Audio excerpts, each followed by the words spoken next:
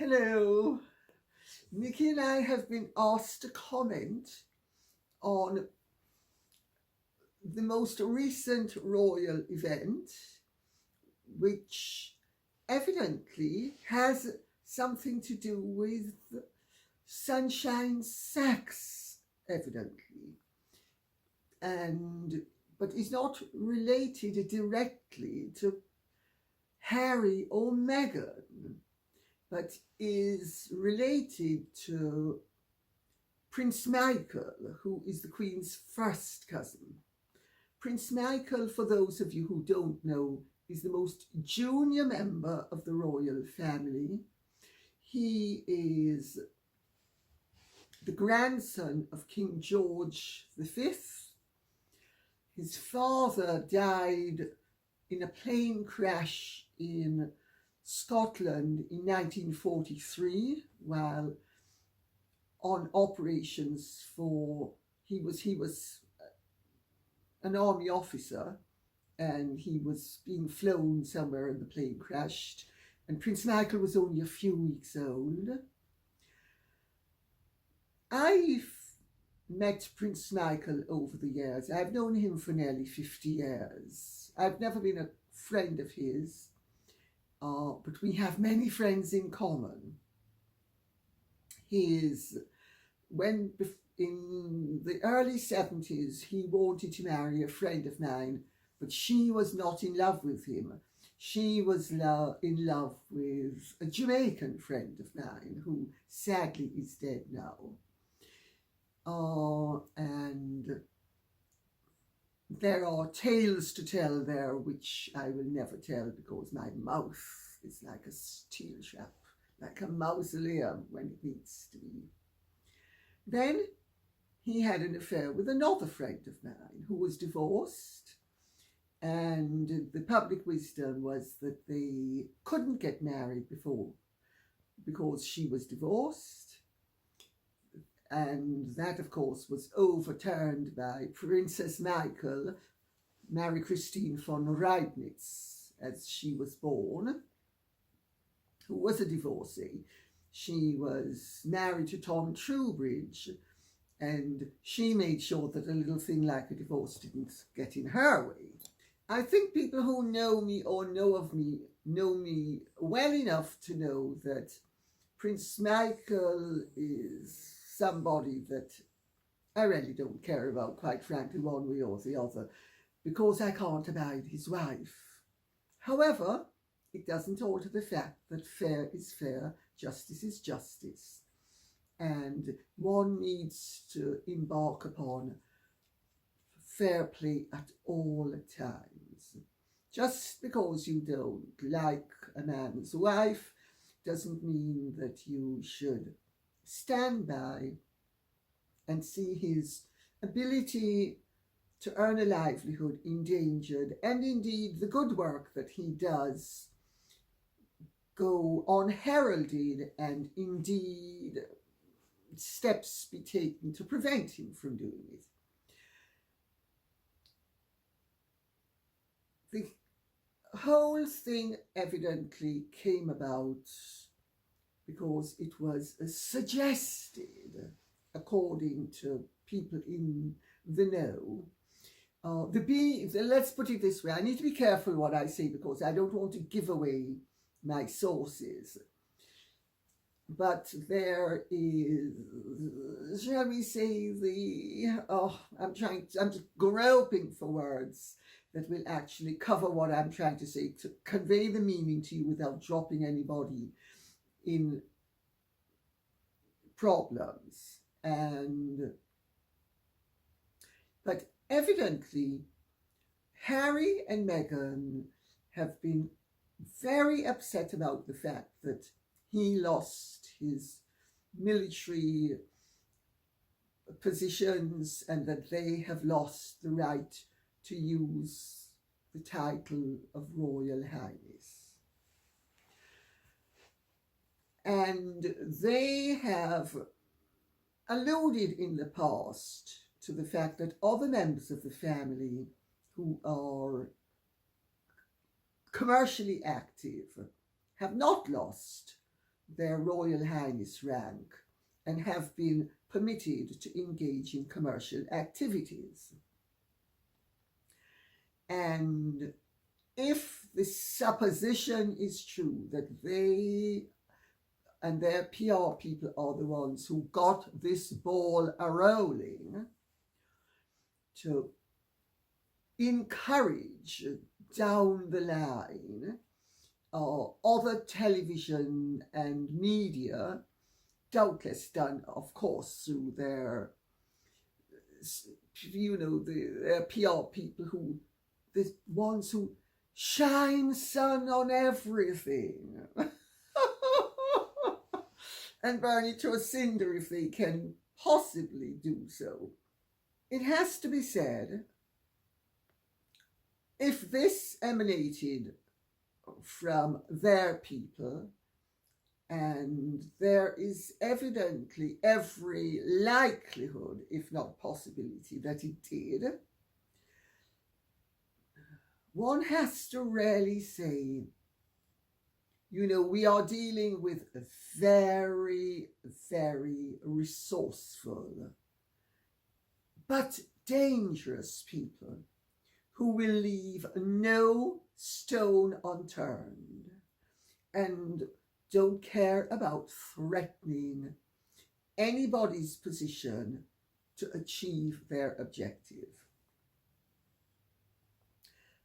According to the word in certain quarters, this is not the first time that information that was going to be detrimental to other members of the royal family has found its way into the media, and that the media have been encouraged to cover these events. I have been told that the people who have started this ball a-rolling and got the information out there that there would be a story worth pursuing if they went about things in a certain way, and they will happen to be Dispatches, which is a respected, it's got to be said, television program in this country, and the Sunday Times, which used to be a very respected and respectable organ of the press. It is much less respected now. It's rarely the Daily Mail in a broadsheet form. It's also relatively anti-monarchist, and they are the ones who kicked off things day before yesterday with front page coverage of the fact that Prince Michael's conduct might be questionable. But on closer examination, and we'll get to that in a moment, you actually will begin to see that much ado is made about very little. So the Sunday Times kicks it off with a story bannered over their front page, followed up by 2 full pages in the interior. A taster, I think is what it's called. A taster for the real meal, which was the Dispatches program, which I have to say was better done and more measured than I feared it would be, because they had the former head of Standards who made some valid points, and they had an MP, Liberal Democrat, called Norman Baker, who also made some valid points, which are basically that the royals need to be very careful when they are engaged in commercial activities. And all of this is true and fair. My own belief is that none of the members of the royal family should be allowed to engage in commercial activities. Now, Prince Michael, it has to be said, is not and has never been on the civil list. Prince Michael has never had access to the public purse. Prince Michael, like many junior members of the royal family, has had to make his own way in the world. For over 40 years, he has had a business consultancy firm.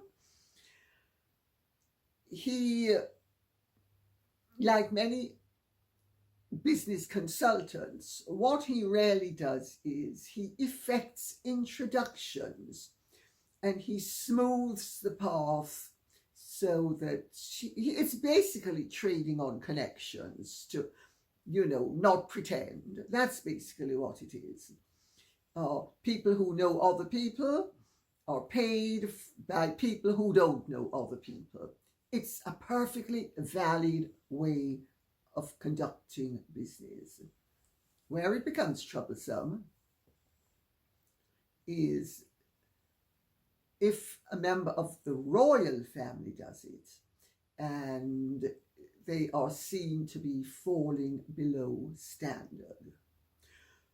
Well, Prince Michael was actually tricked, as was his old school chum, a friend of his from Eton. They've been friends since school, who was helping him out and effected an introduction and was, sort of the filter through which everything was being conducted.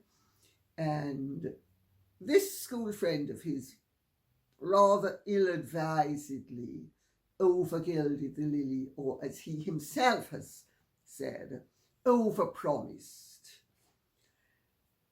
Because, of course, Prince Michael's area of expertise is Russia, amongst others, it's got to be said, but Russia.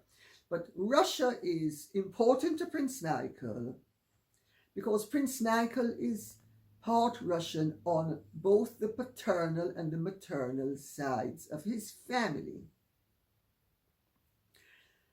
His great-grandmother, Queen Alexandra, was the sister of the Dowager Empress of Russia, the widow of Alexander III, and the mother of Nicholas II.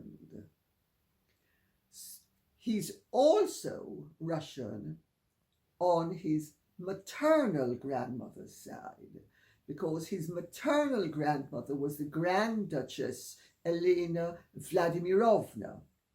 Now, I'm sure a lot of you who follow the royal family will know the Queen's wonderful Grand Duchess Vladimir tiara. Well, that came from Elena Vladimirovna's mother. The one with the loops, and they have diamond drops that can be substituted with emerald cabochon drops. Beautiful tiara.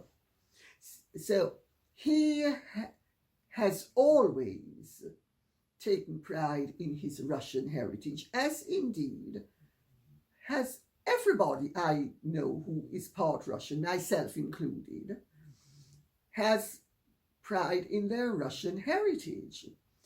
And, you have to be particularly inhumane or ignorant, and people often are ignorant, and therefore they are inhumane through ignorance. But if they're inhumane with knowledge, that's another matter altogether. The Russian people have suffered very greatly. They suffered under communism in a way that none of us will ever be able to appreciate. I mean, I remember going to Russia in the early 90s, and there was a war veteran's widow. This was January in St. Petersburg, bitterly cold.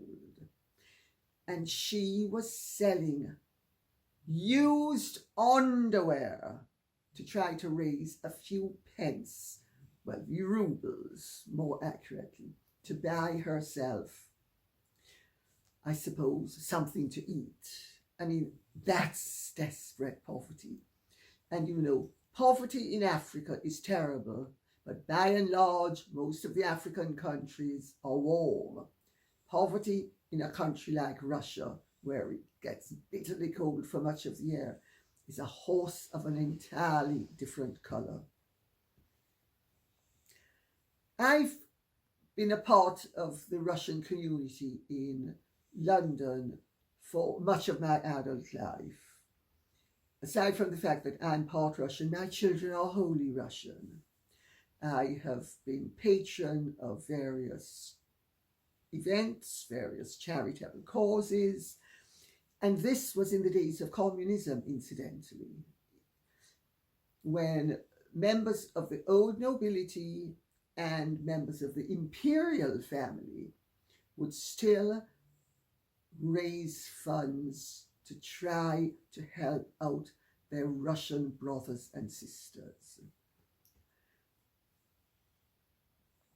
I've never met anybody who was Russian who didn't take pride in their heritage, I've got to tell you. I really haven't. They are a warm and wonderful people in many ways. Very generous.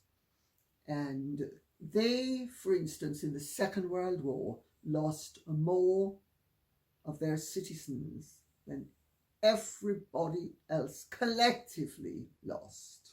That should give you an idea of the contribution that Russia made to the defeat of Hitler. Well, of course, communism was a terrible thing, and I'm not for a second pretending that we should have embraced anything to do with communism. And, you know, the fact of the matter is that Russia, when it was called the Soviet Union, and it headed this system that wanted to take over the rest of the world and spread it to the rest of the world through the Comintern, was definitely our natural enemy, and quite rightly was treated with great suspicion and at arm's length. However, with the downfall of communism, let us not forget that Yeltsin, when asked if he had any objections to the Baltic states, in particular Estonia, joining the European Union, he said not only was he happy for them to join it, but that he would like Russia to join it as well. And this was sincere. Russia wanted to be a part of the European family. The Americans in particular did not want Russia to be included into the family of European nations. Why? The reason is simple. I would refer you back to President Eisenhower's speech given 3 days before he handed over the presidency of the United States of America to John F. Kennedy. He wrote a wonderful speech about warning about the dangers of the military-industrial complex. Now, this was 15 and a half years after the end of the Second World War. And he was very concerned that the military-industrial complex had not dismantled or lessened its hold on the nation and indeed on the state's economy, because America's GDP, a vast percentage of it, is and has been since the Second World War gobbled up by the military-industrial complex. There needs to be a justification for why such a vast percentage of America's wealth is spent on military operations, military existence, military, whatever word you want to use to describe it. But it's an all-encompassing thing. And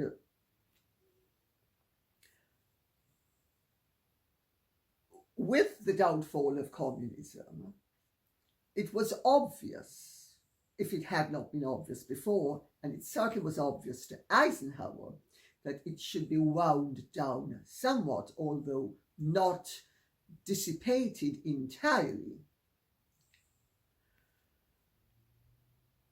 Valid questions could have been asked as to why such a huge percentage of the takings from the American people ended up in the military-industrial complex's pockets. To justify the continuance of this system, the American state needs to have perceived enemies, not actual enemies, perceived enemies that they can rattle their sabers at. Russia is a very convenient perceived enemy. China, which in reality should be regarded as a far more dangerous potential enemy, is not perceived in the popular imagination or in the political arena, generally speaking, as Russia is. The only American president since the Second World War who has actually tried to regularize and normalize relations with Russia and treat Russia in the way that anybody who knows Russia and really knows the Russian system will tell you would be the realistic way, which is to not demonize Russia, was Donald Trump. Now, I don't want to get into the whole business of people who don't like Trump, people who do like Trump. I know too many people who absolutely loathe Trump, and as soon as they hear his name, they start to froth at the mouth.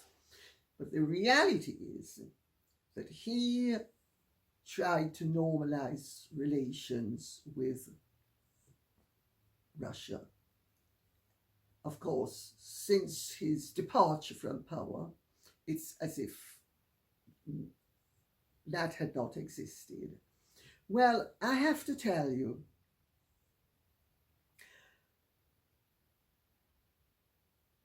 Russia was in the 19th century built up as a bogeyman, which in reality it wasn't.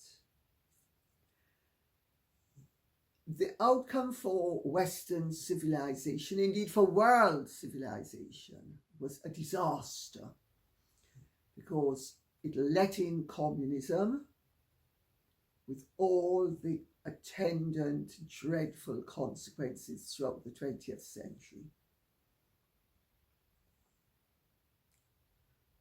Russia is fundamentally a Europeanized society, whether it is the European part of the state or the Asiatic part of the state. The same is not true of China. China is essentially actually an Asiatic state. The Russians do not look down upon us Westerners. The Chinese do. They regard themselves as a far superior, greater and more ancient civilization than ours. They have contempt for us. We need to be aware of these facts. All of this is important in terms of this event that has taken place with Prince Michael, because the Dispatches program seems to have accepted that Russia is far more problematic to the West and to Britain than it really is. And this concerns me because it shows that people are buying a lie.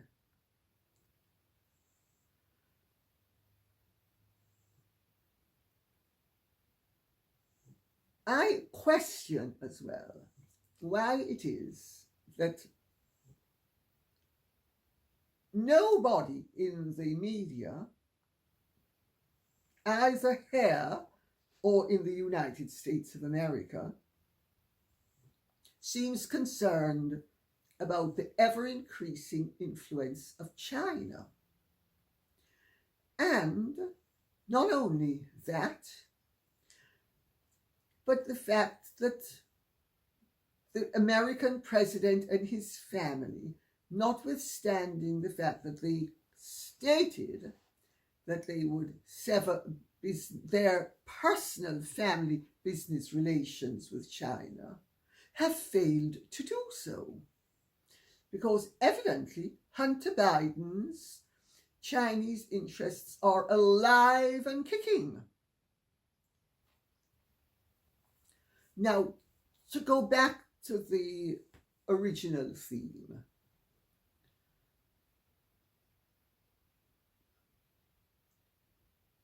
there is nothing wrong in a member of a royal family acting as a business consultant if he is obliged to support himself.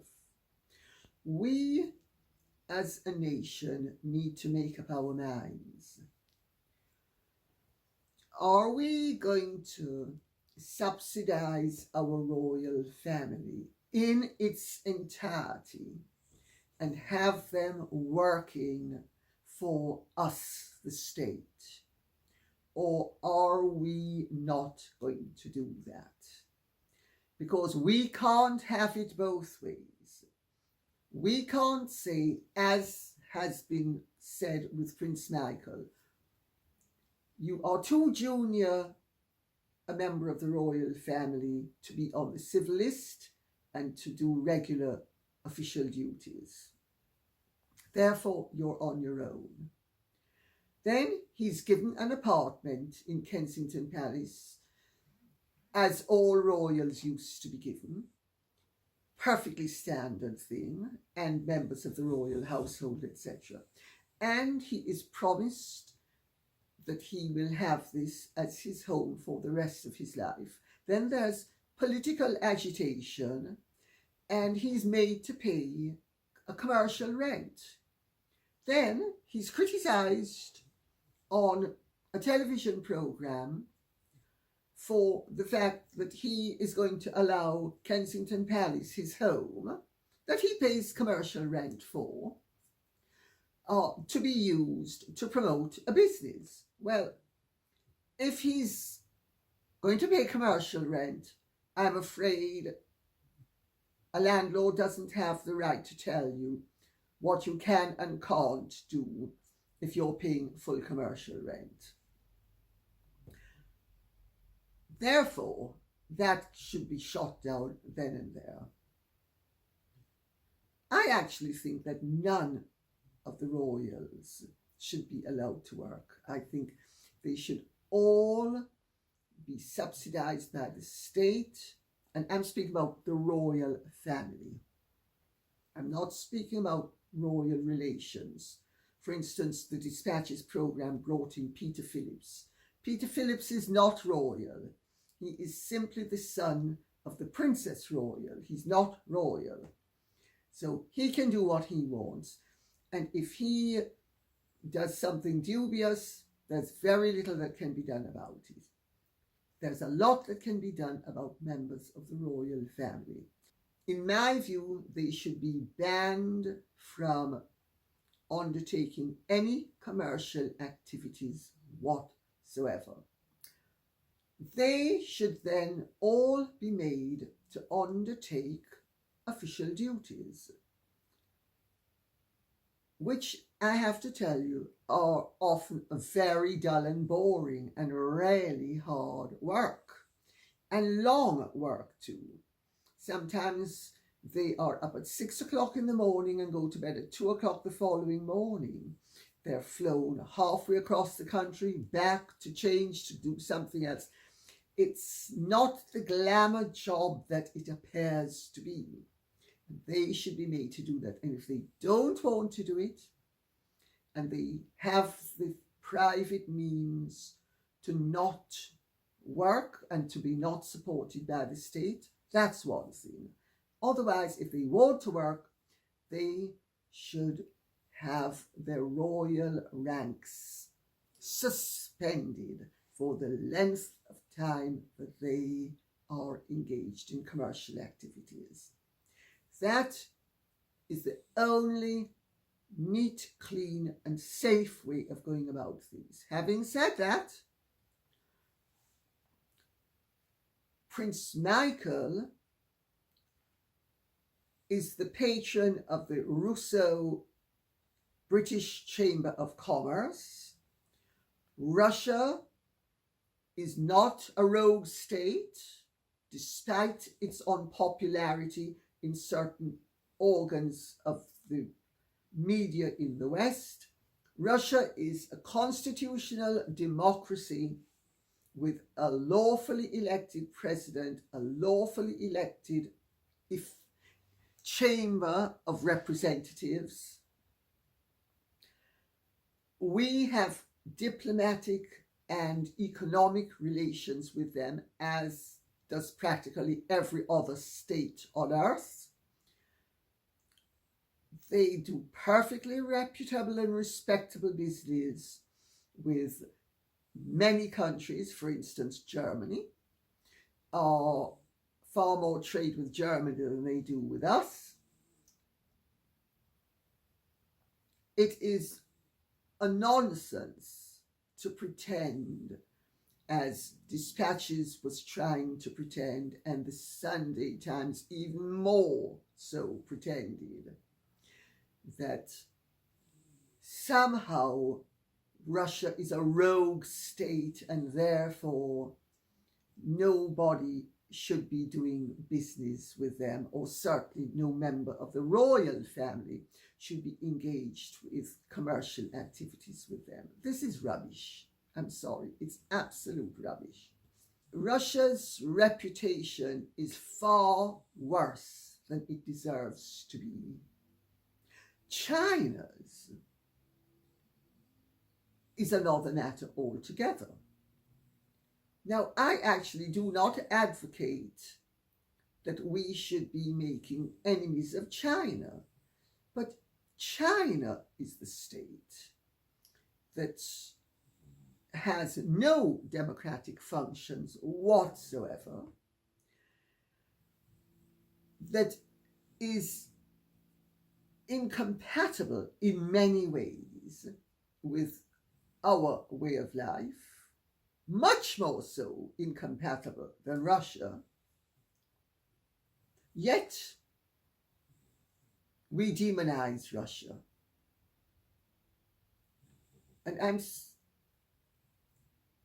as somebody who is part Russian and has Russian children, I would caution people against the continuing demonization of a state that basically, for all its failings, and it does have failings, is infinitely preferable in its present stance to the communist state of China.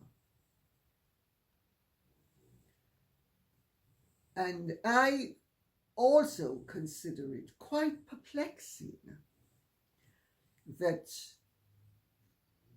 various American PR institutions and various American political entities are so rabidly anti-Russian and so enhancedly pro-Chinese, flying in the face of all reality.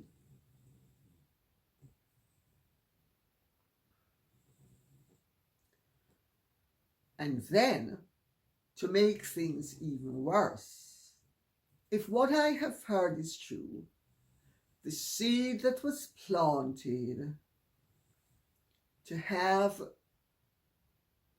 Prince Michael, and it has to be said they also approached 3 other royals, trying to get them to collude in really what was their fraud, because they're not a genuine company that was set up.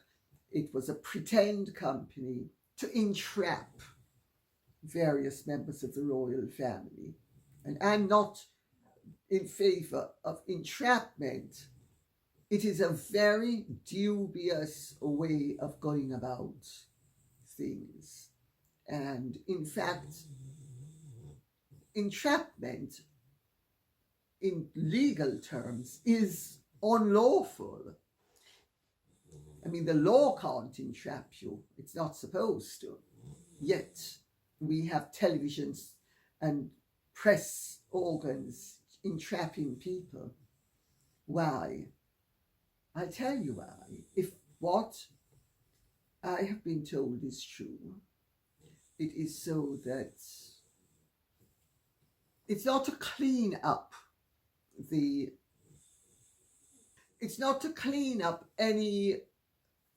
missteps that any of the royals are taking.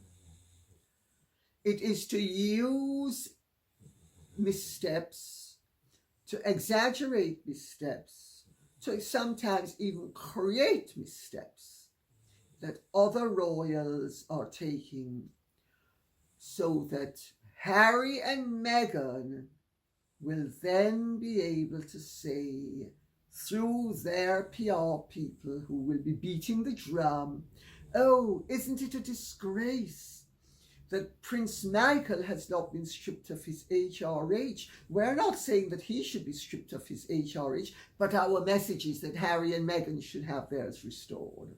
See how this works? All I can say is the stench. I think I should go to a public lavatory that has no flushing mechanism to get some rather fresher air that is emanating from this whole rather stinking situation. And on that note, I will say thank you very much for listening. I hope this has been of some interest to you. If it has, please like, subscribe, share, and press the notification bell. And please keep the questions coming in the comment section. Thanks and goodbye.